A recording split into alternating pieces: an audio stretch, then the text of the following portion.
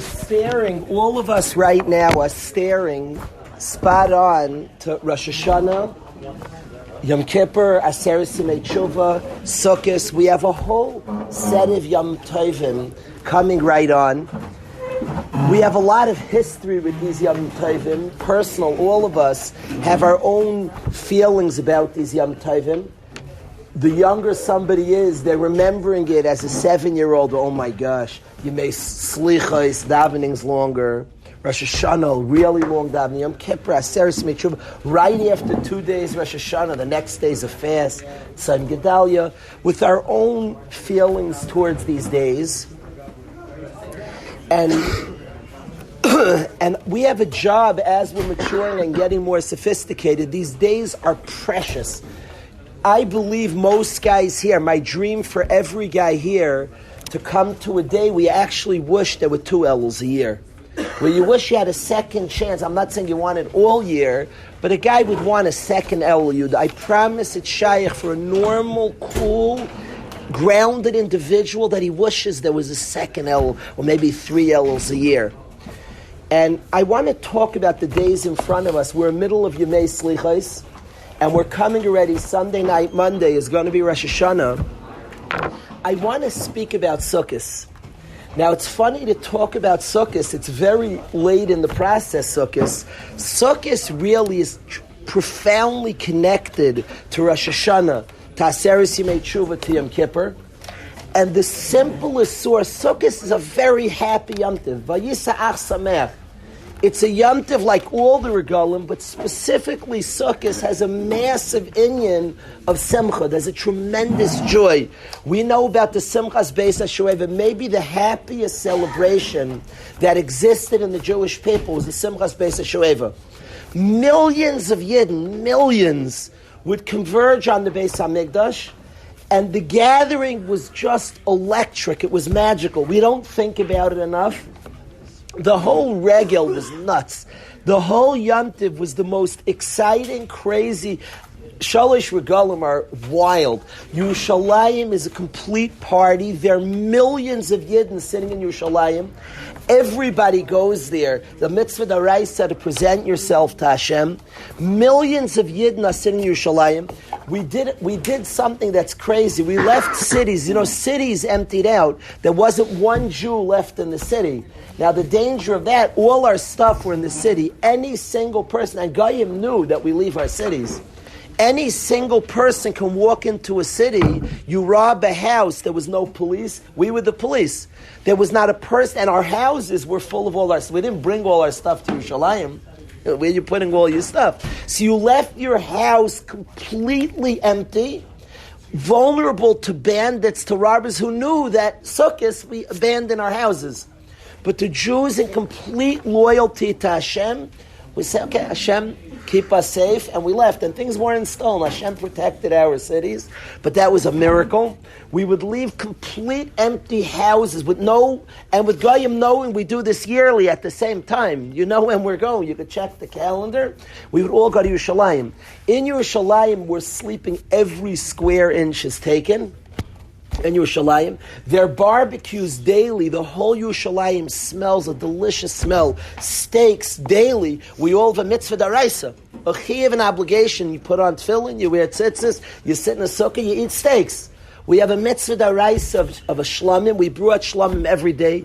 The Beis HaMikdash was popping because everybody was bringing a shalmei chagiga every single day. You brought one oilas re'iyah.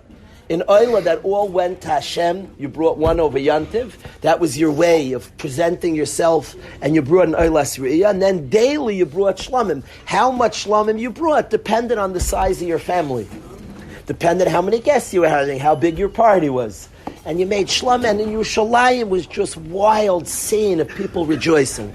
Now, Sukkot specifically, there was a tremendous simcha called the Simchas Beis HaShoeva. At this magical simcha, there was beautiful singing and dancing and talents, all different abilities being shown. It was just magical. Anybody you ever cared about was there.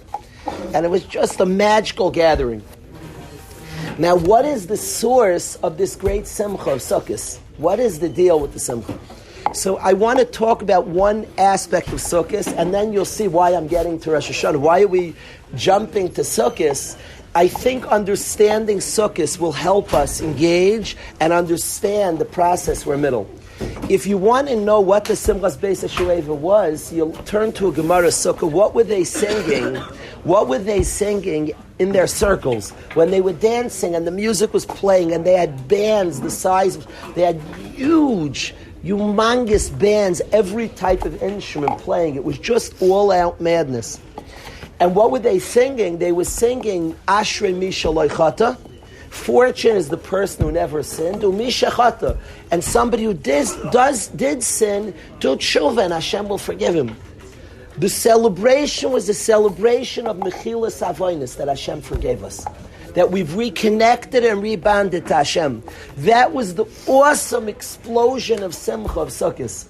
That Kaparas Avonos, simple pshat. Where am I getting this from? Because the Gemara says, the Gemara in Sukkah, that what they sang in the circles at the Simchas Beis HaShueva is Ashrei Misha Loichata. Fortune is the one who doesn't sin, who's loyal to Hashem, and the one who did sin, Hashem is forgiven. That's what they were singing.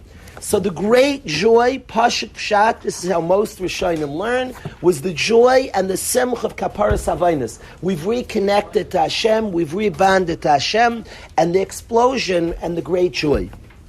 I think one of the clues to the great joy of Sukkos is the water libations, is the Nisuch HaMayim. Say Nisuch HaMayim. Nisuch HaMayim. All year round, you did your Nisuch HaMayim, say? In English, it's called water libations. All year round on the Mizbeach, with every carbon saber, every carbon that was brought, the Tamid Shal Shachar, Tamid Shal Ben Arbayim, they do wine libations. We pour wine on the Mizbeach. Once a year, we pour water on the Mizbeach, it's Sukkos. It's called Nisuch HaMayim. A massive procession was made. It was a huge deal on Sukkos. Now, if you're a 5, you like weird facts. Nisuch HaMayim has no open source in the Torah. It's a halach l'Moshe Sinai. God told Moshe, who told Yeshua, who passed it down to us. It's an absolute command. It's just not an open verse in the Torah. It is learned halach. It's learned halach l'Moshe Sinai. Nisuch HaMayim, ushafte mayim b'sasan, drew water with great joy. There's a tremendous joy associated with Nisuch HaMayim. Yosef, it's a very vague and mysterious, not even written open in the Torah. Hashem told Moshe at Sinai, who told Yeshua, who passed it down to us, and it's very mysterious Nisuch HaMayim, the water libations. What in the world's going on? This mysterious water is poured in the Mizbeach. I'm like, what's the significance? What's the message? What's happening? Very odd. And we did it very seriously, Yosef. There was like a serious procession and all the Jewish people were marching. And the Gemara in detail describes the procession and the happening of Nisuch HaMayim, of water libations. And I think in this procession is the great secret. And I think we started it yesterday, the discussion. We spoke about the whispered Baruch Shem Kvei Machzor Lamed. We spoke about the conversation of the angels. I want to talk about this, and this would be a tremendous engine to start our process of Slichos, of Rosh Hashanah, of Aseres Yemei Tshuva, of Yom Kippur. This will start the engines going. And what I want to say is like this: what's Nisuch HaMayim? What is this water libation that we poured water on the Mizbeach? And in such a seriousness, you see, you would watch the Jewish people draw the water, carry it in, a whole process with a whole system of how they approached the Mizbeach, of how they approached, and everybody cheering this on, and then the great joy, they poured the water. Like what just happened? What went on? What's going on? So Chazal tell us the following cryptic Chazal. I want to share cryptic Chazal. I want to read a Gemara Sukkah Mem Chesed Beis, and then I want to talk practically. Chazal tell us cryptically that originally all the waters of the world were one, And Hashem separated the Mayim El Yoinim, the upper waters, with the Mayim Tachtonim, with the lower waters. He separated them. The upper waters stayed with God, the lower waters separated. Do I know what this means? Not any drip more than you do. And these are mysterious ideas, but there's a message to us that's profound and relevant. So the upper waters stay with God. You with me? You like Kabbalah? The upper waters are with Hashem. The lower waters are separated from Hashem. And the lower waters complain. The lower waters said, "This is ridiculous. We're separated from Hashem. It's unfair." So Hashem says, "You have a good complaint." So he said to the lower waters, "You know what? I'm going to console you. In the waters of the oceans, the lower waters, there's salt. Twice the lower waters are going to come to be connected back to me, Hashem. When? On every carbon you're going to put salt. Al kol karbanecha takriv melech. Every carbon needs salt. We salt our bread on Shabbos because the shulchan of a person, the table of a person is connected the mizbeach. That's a Gemara Chagiga. On every carbon there's salt, so we put salt on our bread. Mysterious. But one comfort is every carbon has salt. Al kol karbanecha takriv melech. And the second comfort to the lower waters, the second comfort is Sukkos, the water libation. Nisach hamayim. Once a year, water is going to be poured on the mizbeach, and the lower waters are like, "Thank you so much, Hashem." And the question begs itself, hello, could you imagine two Bachrim? They like Raiwasniki. And one guy moves into Raiwasniki's house and gets to live in Raiwasniki's house. He raised him as a Ben Bayis. Another Bach says, "Not fair, I want the Kesher also." So Raiwasniki says, "You're saying good. Once a year, I'll go to a chasna, you'll drive with me to the wedding." Improportionate? You throw me a little doggy bone? The Mayim El Yoinim are with Hashem. The Mayim Tachtonim say, "Hey, we're not with Hashem." Hashem says, "Listen, on a carbon, salt will go on the carbon, and water libations on the mizbeach." That's once a year. A carbon is a little more often, but what's going on? The Mayim El Yoinim is with Hashem. The Mayim Tachtonim is different, is distant. And like this convert, you throw me a little door, it's still not fair. If I was the Mayim Tachtonim, they should have hired a better lawyer. Maybe they need Alan Dershowitz, a Ben Brafman. They need a better lawyer. They really got shafted. Once a year, that's what they settled. The lower water was cool with that. Nisach hamayim. Oh, shoot. And what's going on? Yosef Chazal are saying deep ideas that are life-changing. What's going on here? Upper waters, lowers. Let's find some stuff out. Next. There's a story that happened, the Gemara in Sukkos Memches days. Everything in the Gemara is profound. The Gemara is not a storybook. It's not a history book. History is unimportant. What was. My dahava have it. Anything in Gemara and Torah is eternally relevant. The Gemara says a very funny story. We had a Bach in Yeshiva who was an artist who drew a picture of this story. An hysterical picture. But listen to this story that the Gemara in Sukkah says. The Gemara says, "Ma'aseh b'tztaiki echad." What is it tztaiki? A tztaiki is what? They listen to the written Torah. They don't accept the oral Torah. Now this is going to be very important. Every detail here is going to be relevant. So a tztaiki is a person who doesn't believe in the oral Torah. It's just what's written down. What God wrote, that's it. Don't give me this Hashem told Moshe, told Yeshua. None of the oral Torah. As such, do tztaikim do nisach hamayim? No. It's not in the Torah, it's oral. This is going to be very important. That nisach hamayim is passed down, Rebbe to Talmud. It's not in the written Torah. So tztaikim don't do it. Now in the second Beis Hamikdash, the Kuna Gedolah was a political position. In the first Beis Hamikdash, the Kohen Gadol was an epic tzaddik. The beginning of the second Beis Hamikdash, the Kohen Gadol was an epic tzaddik. Late in the second Beis Hamikdash, we didn't have political autonomy. We didn't have the right to do what we wanted, and the Roman government would appoint who was the Kohen Gadol. It was a bought position, and as such, we had a lot of interesting characters being Kohen Gadol. And says the Gemara, there was a story at Staiki, was the Kohen Gadol. And the Nisach HaMayim, the water libation, that was such a big deal. And the guy takes the water, and all of Klal Yisrael is watching this process. And the man takes the water, and instead of pouring it on the Mizbeach, he pours it on his feet. And everybody goes, the water libations that we waited every single year, this process. It's very funny. Yeshivas, every yeshiva, and every institution, from Hogwarts to any Lahavdil, any institution, has quirky events that to the yeshiva it's a big deal. I'm not making yeshivas, Lahavdil, a Goyish institution. Everybody has their quirky. We in Blue Ridge, we bring a ladder during davening. For us, it's like spiritual. There's a ladder by the dancing Simchas Torah. Everybody has their quirky things they do, and we're singing higher and higher and higher. We have our thing. Another person's like, what do they do? Every yeshiva has it, but it's like religious. Every yeshiva has a certain event and the way they do it. And the Rosh Yeshiva lifts up his hands. I know. When I grew up in the Yeshiva, we had certain things with my Rebbe, like on Simchas Torah also, like quirky stuff he did that was very important to us. He sang a certain song.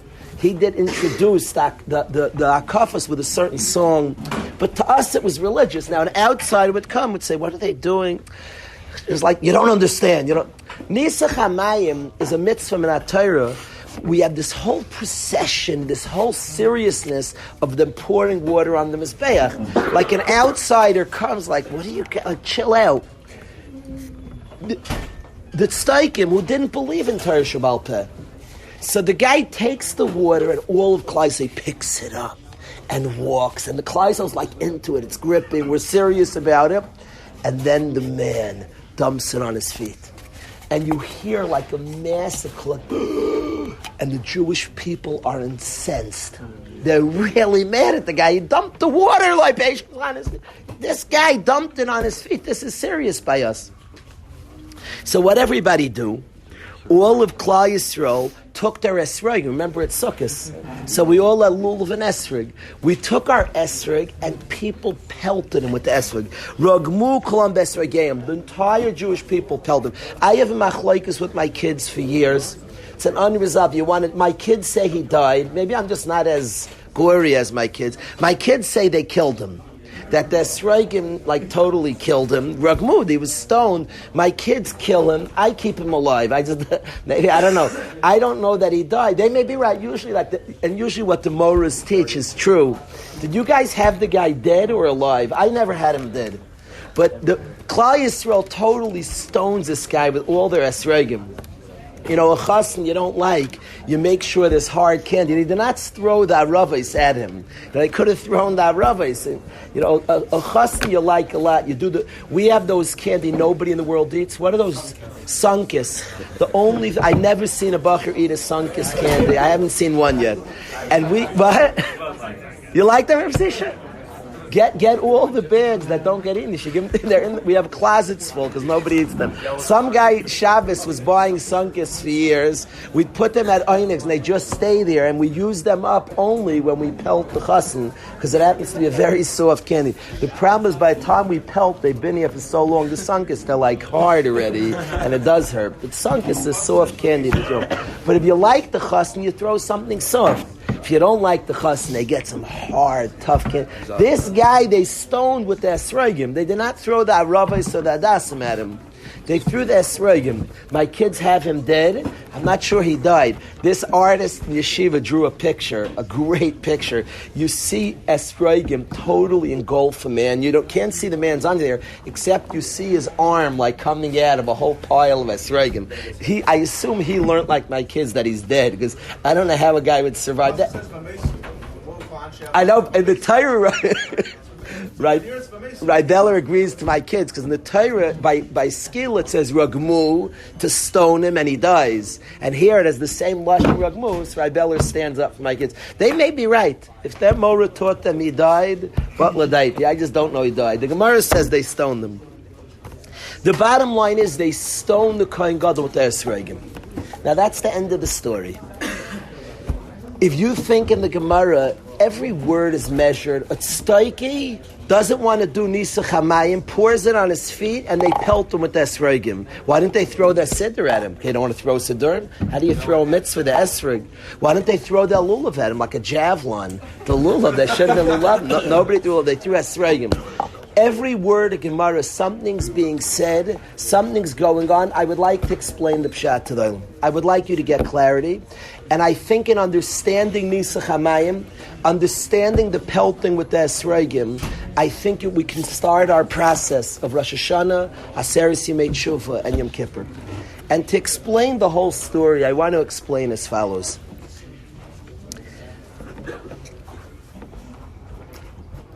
We'll start like this.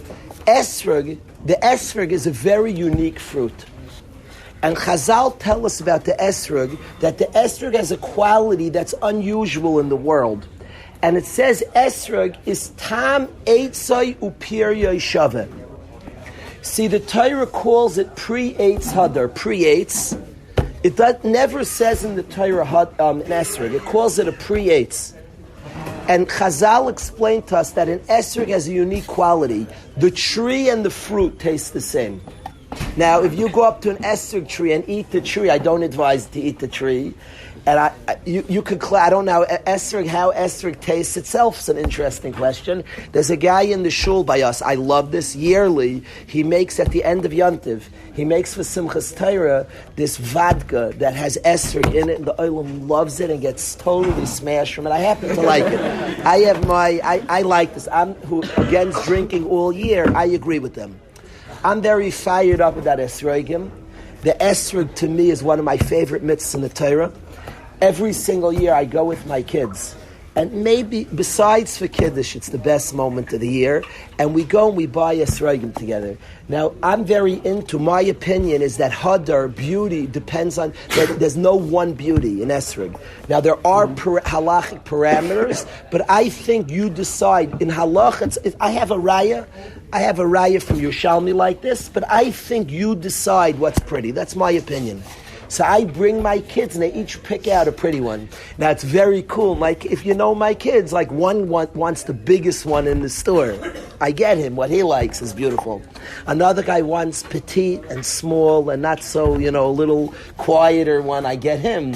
And another one likes it. They're all different styles, what my kids like, and they get their nice one. But I'm into them picking out their own esrogim. We talk about what's kosher, and then they have to pick out a pretty one as they see it, as one that's pretty.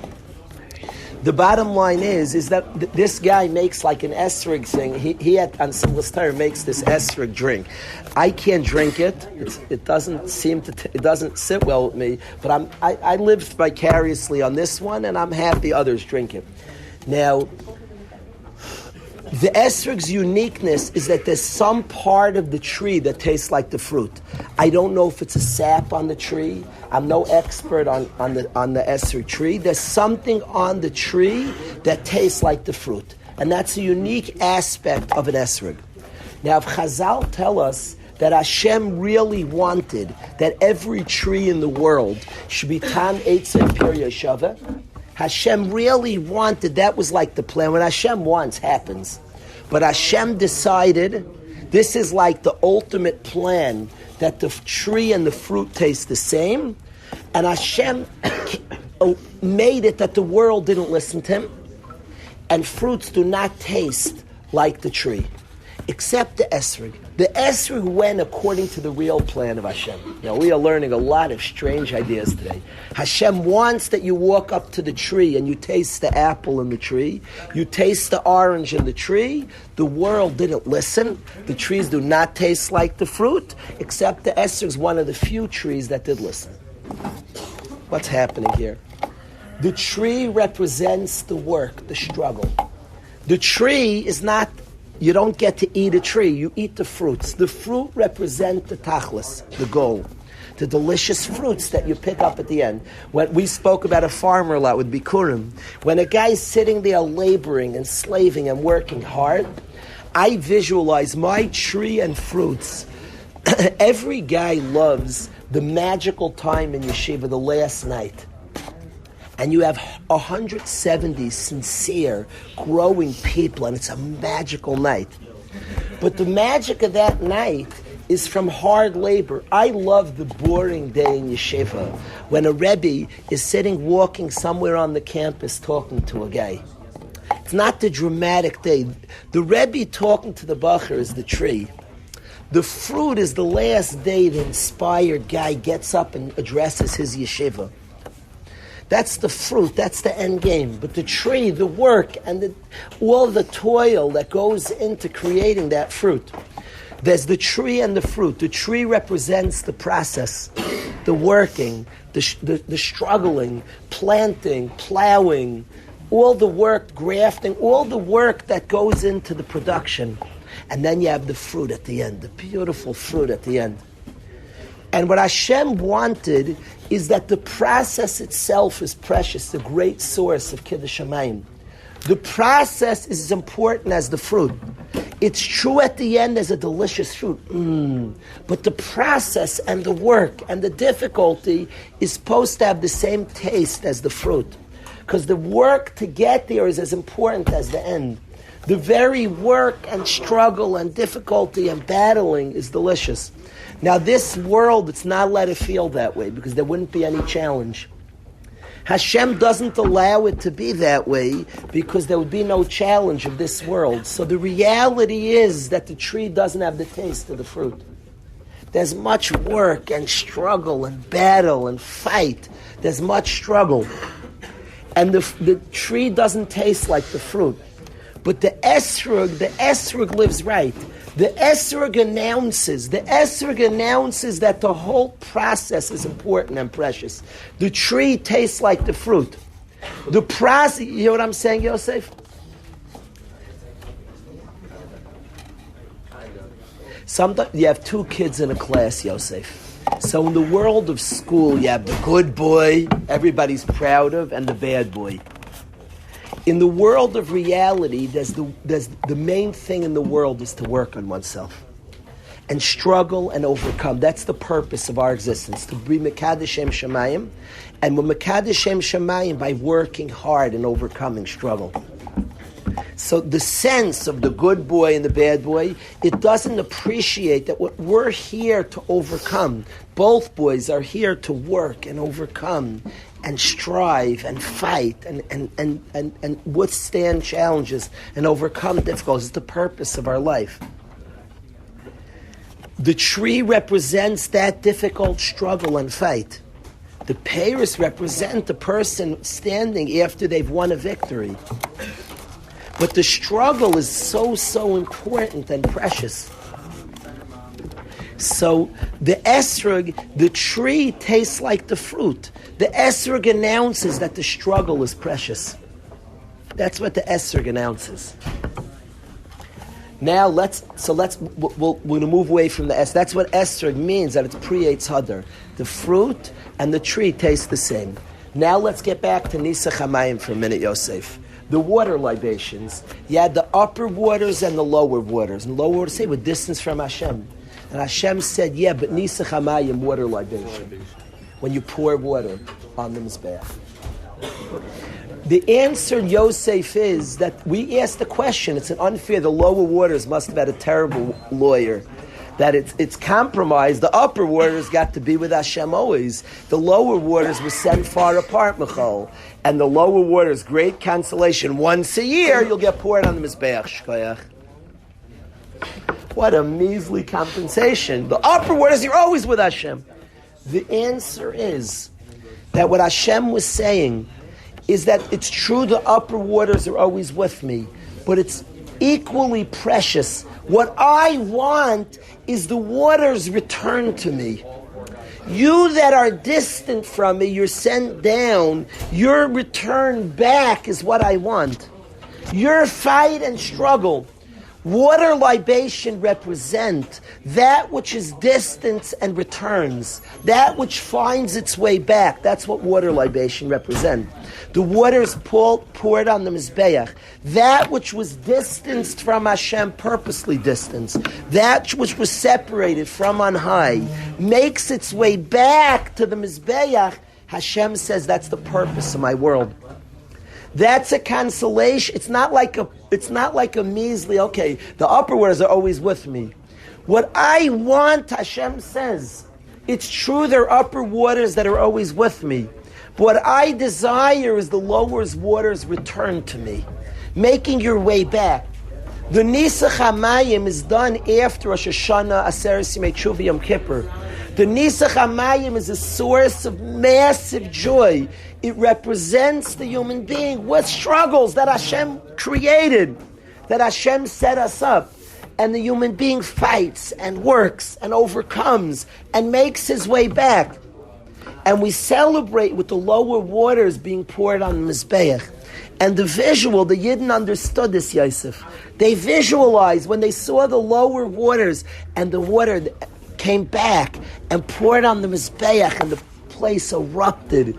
They saw the great satisfaction, the journey, our own journeys of struggle and difficulty, and we've come back. And we've returned to Hashem, and we've been loyal, and we care, and we're pushing and fighting. And then it erupted into a massive celebration, the Nisach HaMayim, the return of the lower waters back to the Mizbeach. That's precious and is a consolation to always being with Hashem. Because this is what Hashem desires. This avodah, this job of a person striving and working. And it was a great source of happiness and joy. A tremendous source of joy erupted in the Jewish people. Taisus tells us from Chazal that Ruach HaKodesh came from the celebration of Simchas Beis HaShoeva. That joyous celebration, the appreciation that we've returned to Hashem and we've overcome and worked through, that celebration was wild and elevated the Jewish people. That's Nisach HaMayim. This Tzedaki, they don't believe in Torah Sheba'al Peh. That's a sugya for itself. The Tzedaki says that Torah is what's written in the Torah. Torah Sheba'al Peh is the involvement of a human being. Hashem told Moshe, told Yeshua, and Tzedaikim say, what do you mean? There's God's Torah. Don't tell me what the rabbis taught us. What the Rabbanim taught us is Hashem's Torah. The Tzedaikim don't know the value of a human being. To the tzaddikim, a human being is full of struggle, full of imperfection. There's only the Torah directly penned by Hashem. There is no Torah that Hashem told a Rav who worked on himself, a tzaddik who overcame, who tells the next tzaddik who overcame, who tells the next tzaddik who overcame. There is no such Torah Sheba'al Peh. There's only the written Torah of Hashem. The tzaddik denies Nisach HaMayim. Nisach HaMayim is the beauty of overcoming and striving and accomplishing. What did we throw at the tzaddik who didn't do Nisach HaMayim, who didn't celebrate the lower waters going back to the upper waters? What do we throw at him, Yosef?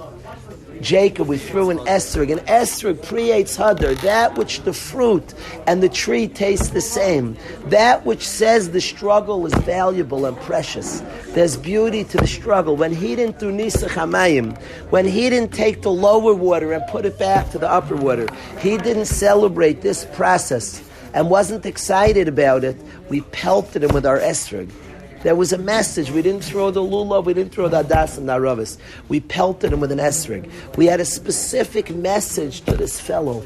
Specific message, the esrog, the value of the struggle, the value of working and overcoming the great kiddush shamayim that lies in that. Somehow we have to get in our bones. We have to get in our bones the beauty of these precious days, Yemei Slichos, days that Yidden are working, are taking stock, are pushing, are overcoming, are thinking about challenges, and embracing and working hard.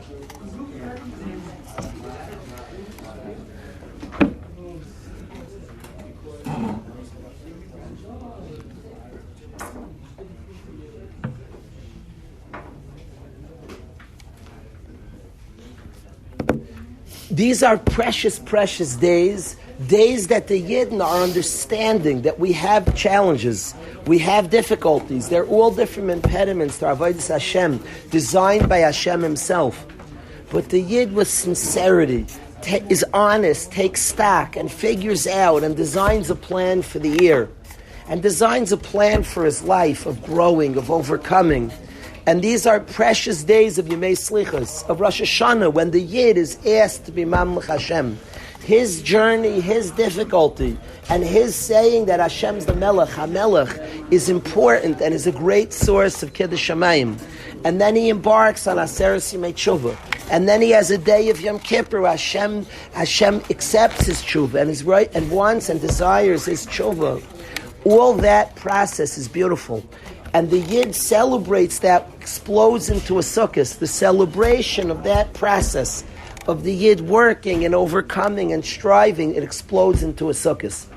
So I think understanding the water libations, the lower waters return to the Mizbeach, and the beauty of that, and the joy of that, and how the world, that's the Kiddush Shamayim that Hashem desires. The Yidden pelting him with their esrogim, that which announces the fruit on the tree tastes the same. The process is so important, and they pelt on esrogim. I think knowing about that end game of esrogim, of Nisach Hamayim, can help us in the journey, appreciating the journey and the struggle. I want to read a Rambam. Moshe, could you get me a Rambam Mada? I want to read a Rambam. It's the third shelf over and the third shelf down, exactly. Amada.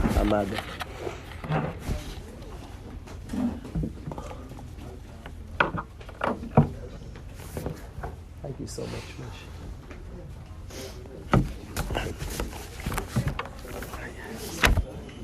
Thank you, Moshe.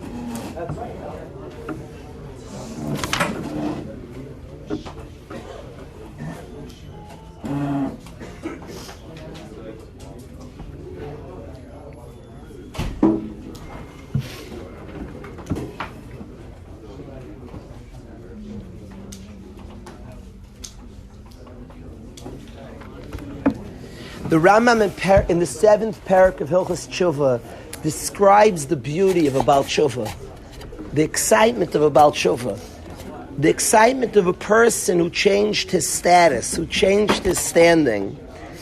And the Rambam at great detail describes, he talks about a Baal Tshuva, that he's ohov v'nechmad, he's beloved and precious le'abayri, in front of Hashem, ki'ilu lo chata me'olam, as if he never sinned.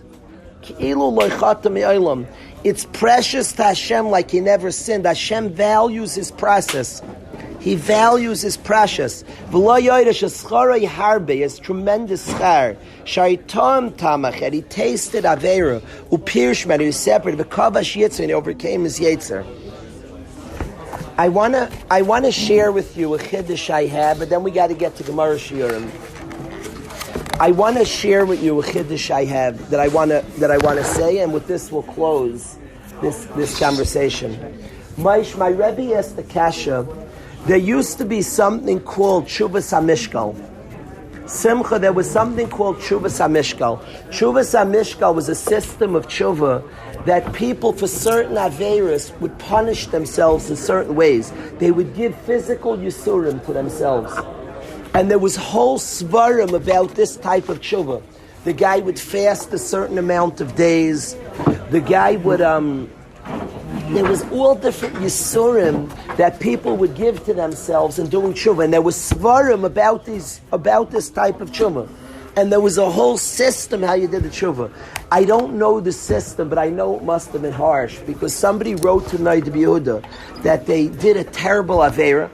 They were over a terrible avera. They were over Eishes Ish, like terrible averas. And the guy became a tzaddik and wanted tshuva. So the Noraim Yehuda writes that I'm not into painting oneself. Like, I'm not so into that. And he tells him not to paint himself. Just fast like 3 times a week for 2 years. No, I don't want paints. I don't want any paints. Then after, like twice a week, I don't remember the exact. You can look it up. It's in Tshuva Lamed Hey, I think. But he tells him things that's like he wasn't into painting himself. So I don't know what Tshuvas HaMishkal, but it must have been pretty serious. And it was known how to do it. And my Rebbe asked us to do homework. He wanted to know why we think that it doesn't exist anymore. Where'd it go? It's like gone. You can't even find these svarim. It's not practiced. He wanted to know.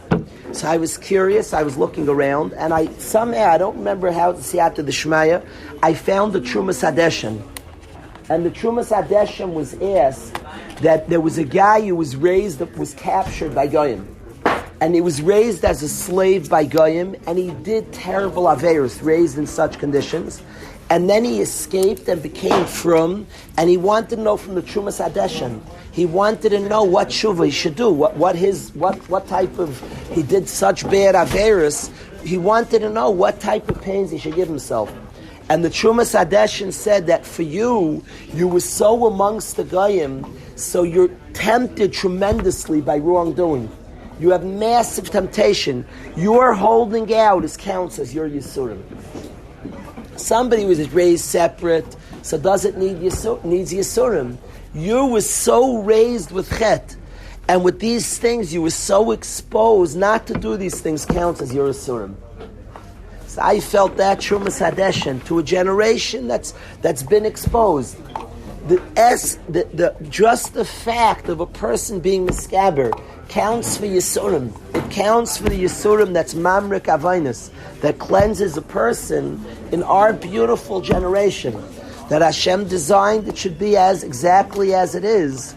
So just the fact the person's escabrus, the person's great strength and energy invested counts besides the beauty of the normal tshuva, of the normal encouragement and steiging. It counts also for Yisurim that are Mamrik, that are purify Avainus.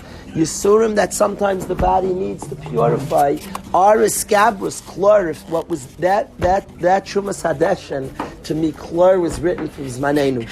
So all of us should be zeicha to appreciate the beauty of the process of a person taking the stock and working out and being honest with different challenges and different things that he wants to work on and improve. That appreciation of the process of improvement, understanding the Kiddush Shamayim in the work, not just the end game of sitting there and accomplishing, but the process of working and growing, we should appreciate and celebrate. We should know that in a month, in less than a month, in a few weeks, we're going to go wild with celebration. We're going to shake an esrog. We'll be zeicher b'meir b'yameinu, and the Beis Hamikdash will be zeicher av nisach hamayim. Understand that we're going to explode in a great celebration because the process is so important and precious. That should give us, Be'ezer Hashem, the ability to engage the process. To engage the process and be excited by the process of doing tshuva. We should all be zeicher to be counted amongst the Balei Tshuva. People who worked Hashem's right sebes tshuva. We should all be zeicher to engage in that process. Let's get the Gemara shiur.